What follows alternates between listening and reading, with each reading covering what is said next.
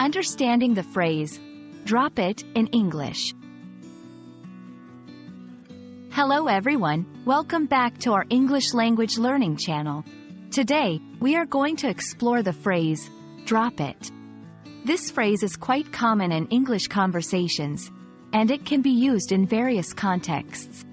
Stay tuned as we dive deep into the meanings and usages of this interesting expression. The phrase, drop it, literally means to let something fall or to release an object from your hand. For example, if you are holding a book and someone says, drop it, they are telling you to let the book fall to the ground. Example, A. This box is really heavy. B. Just drop it, I'll pick it up later. In this example, person B is telling person A to let go of the box because it's heavy. 2.1 Stop talking about a topic.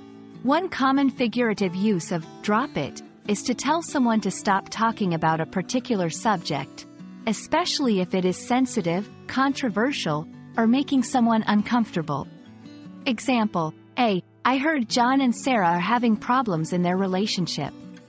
B. I think you should drop it. It's none of our business. In this scenario, person B is telling person A to stop discussing John and Sarah's relationship issues. 2.2 Give up on an idea or plan.